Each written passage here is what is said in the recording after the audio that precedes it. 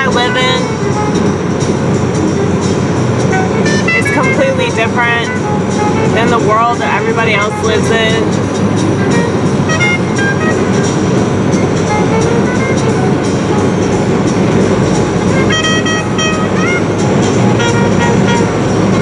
I feel like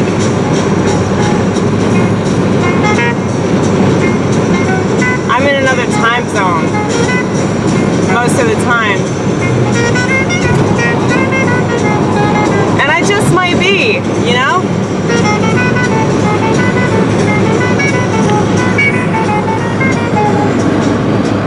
My dad is stuck in the 50s. And Amy Gross is still stuck in the 90s. And praise the Lord for that. Because I wish that this world had ended before the new millennium. Not to be too cynical, but I am a comedian and all. If you're not a stone cold cynic and you do comedy, like, you're not angry enough. I think the whole reason why you have a bunch of leftists doing comedy is because they think, oh, well, I'm angry, so I'm qualified, right? You're not angry for the right reason. If you actually knew why this country was bad, that would be one thing. But few people know why this country is bad. So they just recycle the same useless talking points. I feel like I study the social network called Twitter. I study it. And there's a lot that you can learn about human behavior just by going on Twitter. Especially when you see how quick people are to post really ignorant statements and then they're immediately shut down and they can't back what they were originally supporting. And then they just get so quiet. It's like they're a phantom, like they never existed. And I'm not just talking about, you know, liberals or whatever. I have this theory that whether you're on the left or the right, you still behave like a liberal if you use a social network, unless you're just above this due to your outrageous amount of self-awareness that nobody else seems to possess. I don't do social networks because I know that it would rob me of my internalization superpowers. And I don't want that. I would rather have really, really good jokes and a really amazing stage presence because I don't give that away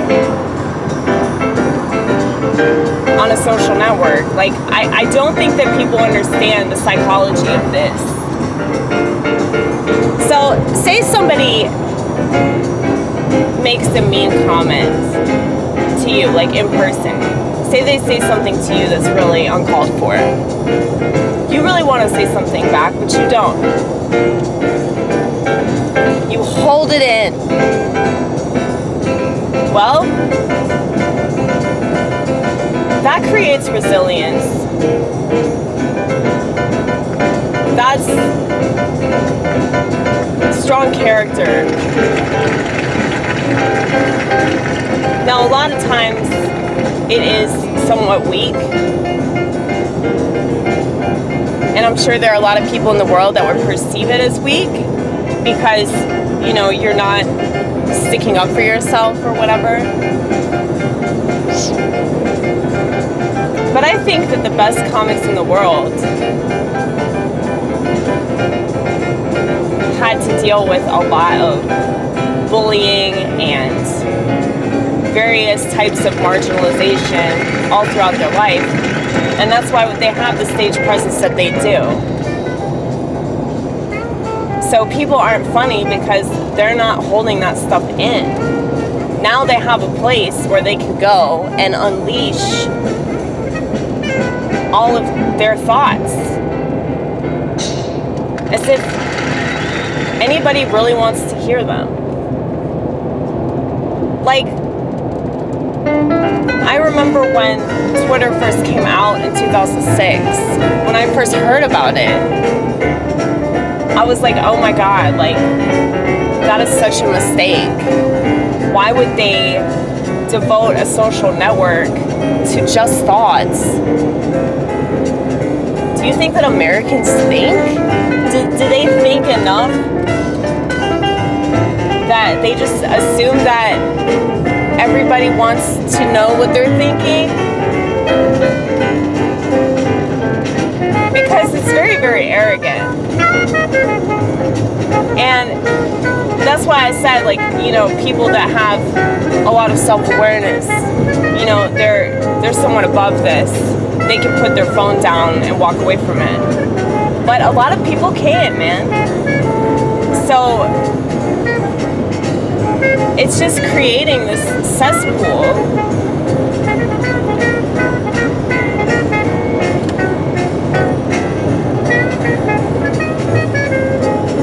And it's not just Twitter. It's like all the social networks do the same thing. I mean, YouTube has their comment section, BitChute has their comment section. You don't really see it much on Rumble. But Rumble is like the more conservative social media site that a lot of people don't even know about. Because if they did, they'd try to cancel it.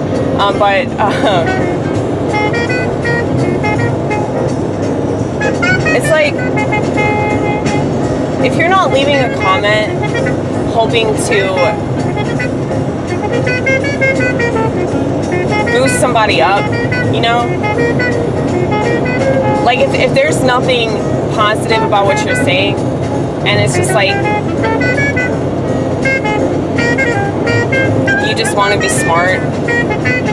You know, like, I see that a lot, and it's like, even if somebody is smart, even if somebody is funny, it's just kind of annoying, because it's just like, you can see that person stroking their ego through their smartphone, you know?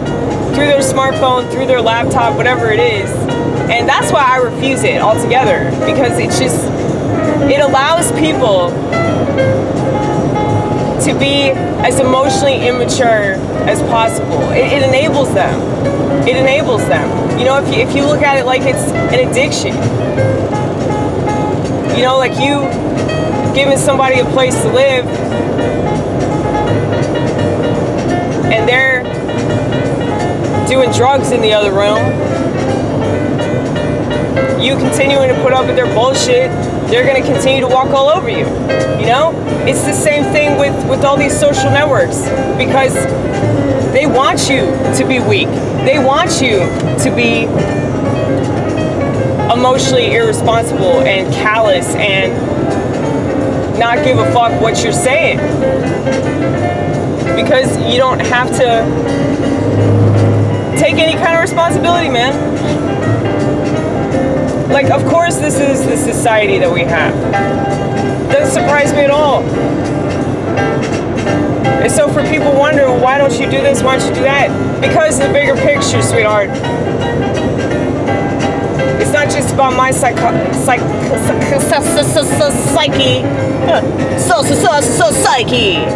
It's not just about my psyche, it's about your psyche, it's about his psyche, it's about her psyche, it's about the psyche of the whole world, okay?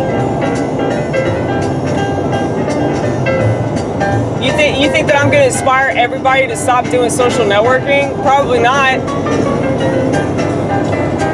But if you're like the one person that doesn't do what everybody else is doing, you're proving that it's possible. And you have no idea, like, who you could inspire with that. You just don't know. So many people are inspired by the fact that I still have a flip phone.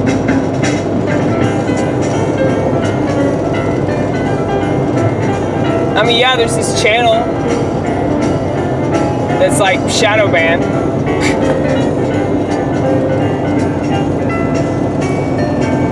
this channel where I just rant and rave and do all kinds of crazy shit.